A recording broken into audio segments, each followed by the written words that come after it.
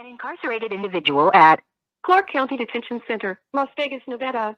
This call is not private. It will be recorded and may be monitored. If you believe this should be a private call, please hang up and follow facility instructions to register this number as a private number. To accept this free call, press 1. To refuse this free call, press 2. Thank you for using Securus. You may start the conversation now. All right, Chille, we're live, man. Hold on a second. Let me set up my microphone so we can hear you. Okay, go ahead, Chille. Hey, everybody. How's everybody doing out there in the free world? What's going on out there in the land of the unfree America? I guess I'm kind of the embodiment of that right now, aren't I?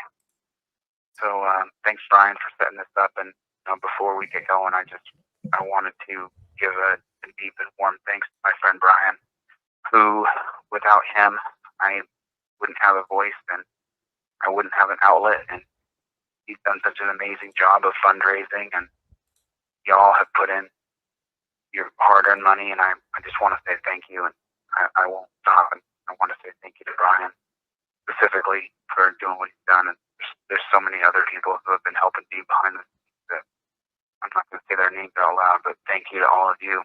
And I wish I could call each and every one of you. I wish I could pick up the phone, say, hey, thank you so much for supporting me and staying with me, because this is literally the hardest thing that I've ever been through. The dungeon system here in Nevada is the place that I'm at is a minimum security prison, a minimum security dungeon where I've kind of laid it out in a couple of videos on and talking with the editor, and it's just this big room where there's just beds. And not so much that the guards are mean. It's just kind of like a schoolyard bully who will, tell you to shut up, and you have to shut up. If you don't shut up, you will be sent over to your bunk, which is a metal sheet, and then there's like a 1-inch thin, it's such a tattered, you call a mattress, but it's not a mattress. I wrote about it. I'll have an ebook coming out when I get out of here because there's just so much information to share. But then you have to go to your bunk and lay on this sheet of metal, and you have to stay there. I have to stay on the sheet of metal at least 18 hours a day. There's a registered or scheduled 8 hours of free time every day, which would include sitting on a cafeteria table or taking a shower or going out into this, we call a rec yard. But I stay on my bed. I stay on my bed 22, 23 hours a day. I only leave that bed to take a shower and brush my teeth and eat the slop that they serve. And it's pig slop.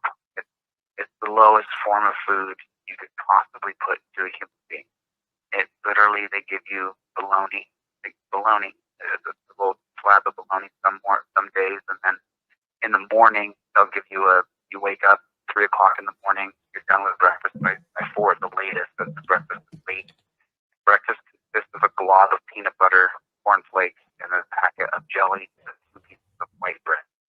And as you know, I have to get my blood pressure down, so I don't eat that white bread and I don't eat that jelly. So I just glob of peanut butter and I don't eat those flakes. And I would recommend anybody else that their flakes are just garbage. So then after that, you got to go back to your bunk and you stay there until 8 o'clock in the morning. And then from 8 till 9 or 10 or 11, depending on if you get locked down or not, locked down again, you have to go back to your bunk and you have to sit on the bunk. And then 8 to 11, you'll have free time, and then they'll serve lunch at about 11. Then you're locked down again from 11 till noon, or I think it's 10 a.m. we have lunch, and then you're locked down from 10 o'clock until noon, and then you're free from noon until 3 o'clock, which is how I was able to make this phone call now. And now, at any time, you can get in trouble and get locked down. Now, it consists of anything, just absolutely anything.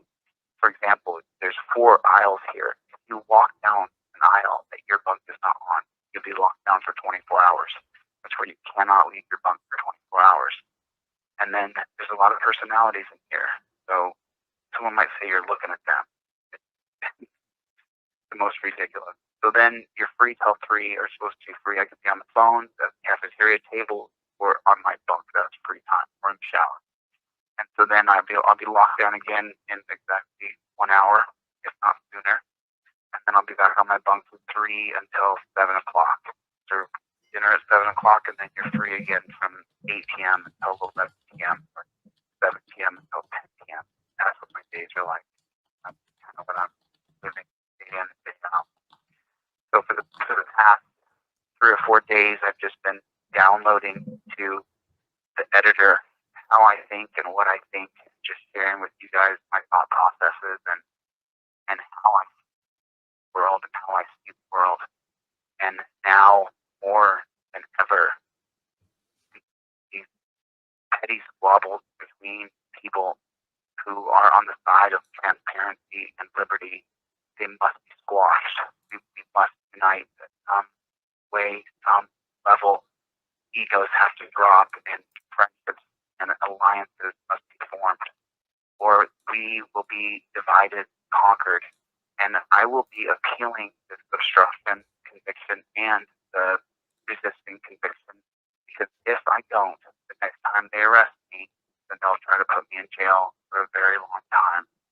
I have an appeals hearing on Monday morning in Las Vegas, and I know that I mentioned last time that maybe some of you guys should come. I think that this time we should pack that courtroom. I have free Chille t-shirts up on the website in the next 2 moments, but really they may not be done in time to wear them to the hearing. So you could just get a t-shirt from Walmart for $3 and write free Chille on it and come to the hearing. If you're in the Las Vegas, Nevada area, if you're in Southern California, to make the drive, then I'm asking you to come. We have to show the judge that I'm not just a leader online, I'm a leader in real life. And a leader in real life has people show up. They just show up. We need to pack that courtroom full of people that all are united with the same message, that the tyrannical sentencing and the wrongful arrest should not go unnoticed by real people who show up. They know, free him. And I'm going to keep it together during this talk because I have to. But I have not been dishonest. I have cried 1,000 tears. I have spent many days and nights awake, just sitting there with my eyes open, thinking about how this kind of tyranny, how this kind of injustice could happen to me, and what my responsibility in it is. And I've already owned that. And I'm live and I'm talking to so many of you now. I'll own it again. I have told you all, I have lectured you all, that when you go to court, you have to sit up straight, yes sir, no sir, yes your honor, no your honor. And I did not do that. So I take full responsibility for my flight, for my disregard of what the system is. You know, you shouldn't have to do those things, but you do. And because I didn't do them, and I gave that, the wife of the cop, the judge, her last name, Zimmerman, is exactly that of her ex-husband, Lieutenant Zimmerman from Las Vegas Metro Police Department. So she is the wife of a cop, meaning that while we on this team, DLZ, despise cops or strongly dislike them or don't respect them, she sleeps with them and marries them. And she has wedding parties with hundreds of cops, and she thinks these are the greatest guys in the world. So when I acted... This call is being terminated by the facility. Oh boy, that's not good.